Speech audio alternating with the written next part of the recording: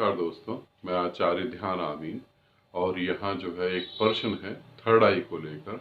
जब हम थर्ड आई की विधि करते हैं तो हमारी पलकें भारी हो जाती हैं, तो हमें क्या करना चाहिए। यहाँ ये प्रश्न एक साधिका ने पूछा है। आप वो प्रश्न सुने, उसके बाद मैं बताता हूँ थर्ड आई की कौन सी विधि हमें करनी चाहिए और कैसे विधि करनी चाहिए, और जो वो पूछ रही हैं वो विधि कहाँ से आ रही है, हकीकत में वो विधि है या कल्पना है। तो जो भी थर्ड आई को लेकर साधना कर रहे हैं, थर्ड आई के ऊपर कोई प्रयोग कर रहे हैं, ये वीडियो उन सभी लोगों के लिए, थर्ड आई वाले साधकों के लिए बहुत ही कीमती है। तो इस वीडियो को पूरा जरूर देखें अंत तक, अगर आप इसमें गति करना चाहते हैं तो। पहले प्रश्न सुन लें उन साधिका का। गुरुदेव और गुरु माँ को मेरा शत शत प्रणाम। गुरुदेव, आपका बहुत बहुत धन्यवाद कि आप साधना की रास्ते में परमात्मा से मिलाने के लिए हमें स्टेप बाय स्टेप शिक्षा दे रहे हैं। गुरुदेव, साधना जो हम कर रहे हैं धीरे धीरे उसमें गहरी साधना में उतरने के लिए, जैसे हम थर्ड आई मेडिटेशन करते हैं, तो थर्ड आई मेडिटेशन के लिए आप हमें बोलते हैं कि आईब्रो के सेंटर में देखना है हमें, और वो भी आंखें बंद करके हम जब उसको देखते हैं तो कई बार होता है कि फोरहेड भारी हो जाता है, पलकों में दर्द होता है, आंखें भारी हो जाती है, दर्द होता है। तो गुरुदेव, मेरा प्रश्न ये था कि क्या हम अपना ही फेस काल्पनिक सामने रख के उसके फोरहेड को, उसकी आईब्रो के सेंटर में थर्ड आई मेडिटेशन नहीं कर सकते? तो प्लीज़ आप इसका समाधान कीजिएगा। प्रणाम आपको। प्रणाम आपको भी, और धन्यवाद आपको। आप वीडियो देख रहे हैं और साधना कर रहे हैं। यहाँ पर बात आती है थर्ड आई की। थर्ड आई की लाखों मेथड हैं, एक थर्ड आई के लाखों मेथड हैं। उनमें से कोई भी मेथड आप चूज करके उसे कर सकते हैं। पहली बात, वो मेथड कुछ दिन करने के बाद आपको ऐसा लगता है कि इस मेथड से कुछ चेंज नहीं हो रहा, कोई फर्क नहीं पड़ रहा, तो आप दूसरा मेथड यूज कर सकते हैं। मेथड आप 3 दिन से लेकर 7 दिन तक यूज करते हैं, उसके साथ बस मौज मस्ती से खेलें और फिर आपको पता लगेगा।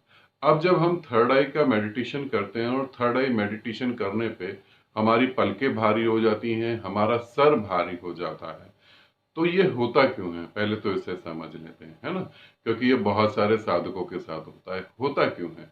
जब हम थर्ड आई पे मेडिटेशन कर रहे होते हैं, स्टार्टिंग करते हैं, तो हम बहुत जोश में होते हैं, बहुत ज्यादा जोश में। अब क्योंकि थर्ड आई के बारे में हमने बहुत कुछ सुना होता है, थर्ड आई से ये होता है, दूसरों का भविष्य देख लो, बहुत सारी अज्ञान भरी बातें हमारे दिमाग में होती हैं। तब हम क्या करते हैं, प्रयोग करते हैं बहुत जोश में, ऊर्जा भी बहुत तेजी से उठती है। तो थर्ड आई का जो ग्लैंड है, उस जो एक पॉइंट है जो हमारे बिल्कुल ब्रेन के बीचों बीच में एक छोटा सा पॉइंट होता है, वहां पर ऊर्जा जाती है। ऊर्जा वहां पर जाने के अलावा और भी जगह फैलती है। उस ऊर्जा को और जगह फैलने की वजह से हमारा ब्रेन जो है वो बहुत सेंसिटिव होता है। जरा सी भी ऊर्जा इधर से उधर हुई, तुरंत कुछ फील होने लगता है। तो वो जैसे ही हमारे ब्रेन में जाती है तो हमें जो है सर भारी महसूस होता है, पलकें भारी महसूस होती हैं, सर दर्द होने लगता है। और अगर ठीक उस ग्लैंड पे, उस पॉइंट पे ऊर्जा जा रही है और तेजी से जा रही है, तो हमें ईचिंग महसूस होती है, जलन महसूस होने लगती है। और तो और कई बार इतनी जलन महसूस होती है कि ऐसे लगता है सर में आग लग जाएगी। कई बार इतना सर दर्द होता है कि ऐसे लगता है कि सर फट जाएगा। उस वक्त हम बहुत सारे काम कर सकते हैं, ऐसे काम, ऐसे प्रयोग जिससे कि हमारी ऊर्जा जो है वहां पर थोड़ी कम जाए, वहां पर थोड़ी कम जाए, और थर्ड आई भी जो है एक्टिव होती रहे। थर्ड आई बंद नहीं हो, रुके नहीं, वो प्रोसीजर जो है वो बंद ना हो जाए। तो उसके लिए हमें क्या करना होता है, हमें ऊर्जा को जो है थोड़ा सा बैलेंस करना होता है। फिर हम उन प्रयोगों को छोड़कर बाकी प्रयोग करने चाहिए, क्योंकि उस प्रयोग से ऊर्जा इतनी ज्यादा जा रही है और हम उसे बर्दाश्त नहीं कर पा रहे हैं। हमारा शरीर जो है उसे बर्दाश्त नहीं कर पा रहा है, इसीलिए ऐसा हो रहा है। तो जो आपने बताया, ये एक सिद्धि भी है, इसे मानस सिद्धि कहते हैं, है ना। तो इस तरीके से हम कर सकते हैं। क्या हम यहाँ पे क्या करेंगे, हम आंखें बंद कर लेंगे और अपने काल्पनिक चेहरे को हम ऐसे समझेंगे कि हमारे सामने, जैसे मैंने आंखें बंद कर ली हैं, तो मेरे सामने मेरा चेहरा है, मैं उसकी थर्ड आई पे देख रहा हूं, और वो चेहरा मेरी थर्ड आई पे देख रहा है, मेरा ही चेहरा हम दोनों जो है एक दूसरे की थर्ड आई पे देख रहे हैं। तो जब हम इस तरीके से करेंगे जब हम इस तरीके से करेंगे तो क्या होगा, ऊर्जा जो है थर्ड आई पे काम करेगी, मगर वो भारीपन हमें महसूस नहीं होगा। तो जिन लोगों का थर्ड आई करते हुए सर भारी हो जाता है, चक्कर आने लगते हैं, सर दर्द होने लगता है, इतनी जलन होती है कि बर्दाश्त नहीं होती, तो वो इस तरीके से भी प्रयोग कर सकते हैं। तो वो कल्पना करके अपने चेहरे को अपने सामने रखेंगे, ठीक बिल्कुल लेवल पे होगा चेहरा, और आपको अपना चेहरा दिखाई देने लगेगा। और फिर आपको देखना है कि आप उसके अपने चेहरे के थर्ड आई पे देख रहे हैं, और आपका चेहरा जो है, जो काल्पनिक चेहरा, वो आपके थर्ड आई पे देख रहा है। तो क्या होगा, सूक्ष्म ऊर्जा आपके कल्पना वाले चेहरे पे जाएगी और टकरा के वापस आपके थर्ड आई में आएगी। ये सर्कल जितना तेज घूमेगा उतना तेज आपकी थर्ड आई सक्रिय होगी। इस विधि में जो है नेगेटिविटी मतलब रिस्क जो है वो सिर्फ 2 से 3% है। ठीक है, थर्ड आई की विधियों में रिस्क बहुत ज्यादा होता है, और ये जब ज्यादा बढ़ जाता है जब आप बिना गुरु के कर रहे होते हैं। कहीं बुक्स में पढ़ लिया कोई प्रयोग, यूट्यूब पे कोई प्रयोग देख लिया और आप लग गए थर्ड आई को खोलने के लिए, तो वहां पर जो है बहुत बड़ी प्रॉब्लम खड़ी हो जाती है।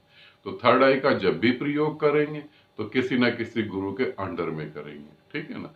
और दूसरी बात, इसको इस तरीके से आप इजीली कर सकते हैं। ये विधि काफी फेमस है, मगर ये विधि आश्रमों में कराई जाती है। अब आश्रमों की जरूरत नहीं है, आप घर पे भी इसे आराम से कर सकते हैं। मगर प्रॉब्लम कहाँ आएगी, आपको अपना काल्पनिक चेहरा देखने में आएगी। अगर आप अपने काल्पनिक चेहरे को देख सकते हैं और उसके ऊपर प्रयोग कर सकते हैं, वही प्रयोग इस तरीके से, प्रयोग को समझ लें, इस तरीके से करना है। आपको अपने काल्पनिक चेहरे की थर्ड आई पे देखना है और आपका काल्पनिक चेहरा आपकी थर्ड आई पे देखेगा। ये प्रयोग को आप अमावस के दिन नहीं करेंगे। जैसे आज अमावस है तो पास्ट में जो कल बीत गया उसमें भी नहीं करना, आज अमावस है आज भी नहीं करना, कल के दिन भी नहीं करना। तो ठीक 3 दिन को आपको छोड़ देना है। अमावस के समय इस प्रयोग को बिल्कुल नहीं करें। जो भी मेरी वीडियो देख रहा है और जो भी ये प्रयोग करने की कोशिश करेगा या करना चाहता होगा, पहली बात तो उसकी रिस्पॉन्सिबिलिटी उसी के कंधों पे होगी, ठीक है।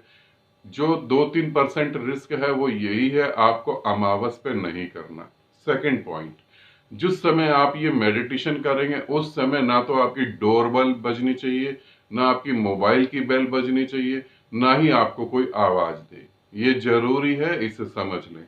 अगर प्रयोग के बीच में कोई आवाज देता है आपको, या डोर बेल बज जाती है, या आपका मोबाइल बज जाता है और जिससे आप घबरा जाते हैं, तो उस समय आपको मानसिक बीमारियां होने का पूरा पूरा चांस है। तीसरा एक पॉइंट है, इसे भी समझ लेंगे तो ज्यादा अच्छा रहेगा। जब ये प्रयोग करें तो कम से कम 2 घंटे पहले ही आप खाना खा चुके हो। हैवी डाइट जो है, जैसे खाना हमारे 24 घंटे में सबसे हैवी डाइट हमारा डिनर और लंच होता है, उससे हैवी कुछ भी नहीं होता। तो अगर आप डिनर और लंच जो है उसके बीच में आपको ये गैप रखना है। अगर आप लंच लेते हैं तो लंच लेने के 2 घंटे बाद इसी प्रयोग को करेंगे।